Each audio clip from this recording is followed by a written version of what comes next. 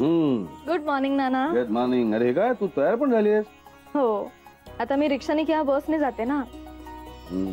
लवकर मिळत नाही म्हणून मग लवकर निघते. अरे बापरे, तुझं सगळं झालेलं दिसतंय. स्वयंपाक पण केलास की काय? हो. मग विजया नाहीये का? कैरी प्रकरणामुळे अजून तोंड आंबट आहे का? तुम्हाला कसं कळलं? संजीवनी, दुसरं कोण सांगणार मला? हा, नाही म्हणजे राग असं नाही, पण माई जे म्हणाला ते पटलं मला.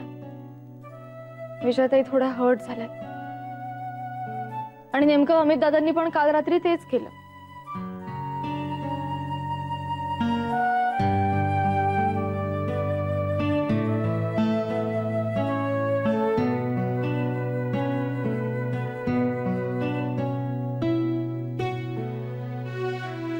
काय म्हणणं काय तुझं?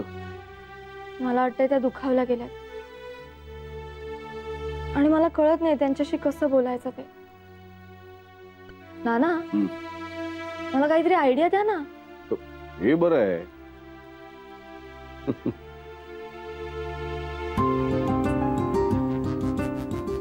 ठीक आहे, संध्याकाळच्या कॉफी बरोबर बिस्किटांऐवजी तोडगा हजर करतो. चालेल.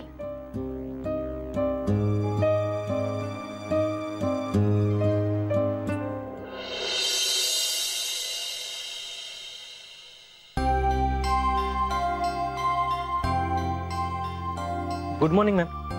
Good morning. काय रे, काही काम होतं का? नाही मॅम, असंच. ओके. मॅम, मॅम तुम्ही आम्हाला सरप्राईज सांगणार होतात ना? ओ, ते होय. सांगा ना मॅम. तरी पण मॅम. अरे सरप्राईज असं कसं सांगणार? सांगा ना मॅम प्लीज. अरे सरप्राईज जर असं सांगितलं तर त्यात मजा काय राहिली? मॅम तरी पण. नाही प्लीज मॅम. तर थांबा थांबा, कळेल तुम्हाला लवकरच. सब्र का फल मीठा होता है.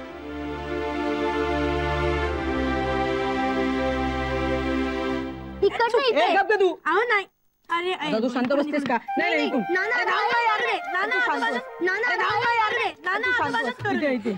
मी सांगणार आहे. काय चाललंय?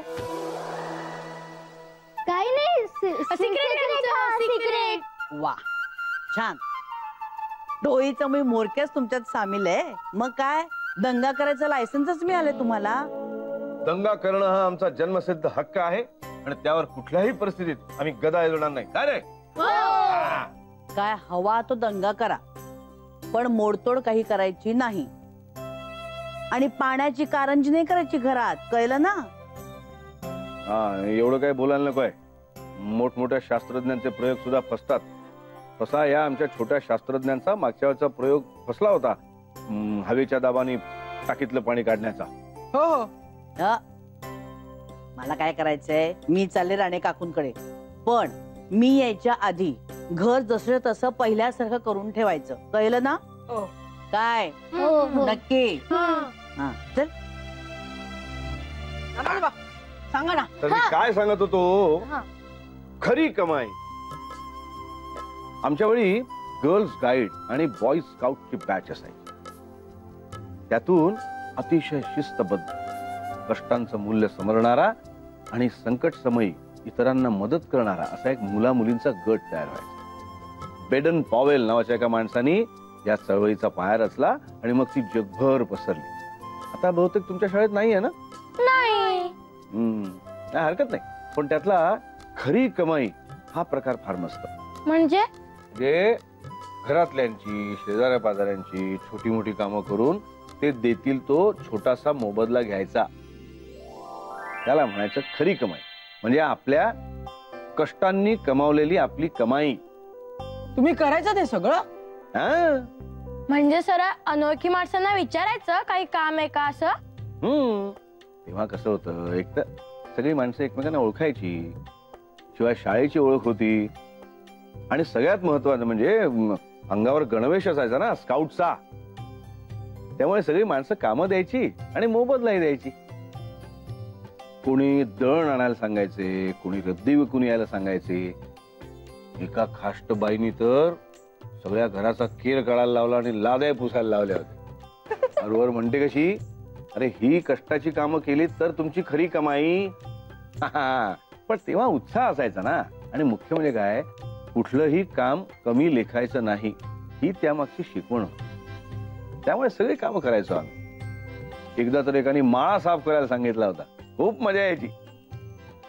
आणि पैसे किती मिळायचे? काय 4 आणे 8 आणे 1 रुपया. अरे पण आत्ताच्या 10 रुपयाची किंमत होती तेव्हाच्या 4-8 आण्यांना. पण मग आम्ही आता काय करू? तुम्हाला आता बाहेरही पाठवता येत नाही, कारण तेव्हासारखी परिस्थिती आता राहिलेली नाहीये आणि संकल्पनाही बदलल्या. आता काय, मुलं आपली समर जॉब करतात. हो हो, कॉलेजमध्ये गेल्यावर घेणार आहे मी समर जॉब. मी पण नाना आजोबा आता सांगा ना काय करू ते. तुम्ही असं करा, तुम्ही आपल्या घरातल्याच माणसांची कामं करा.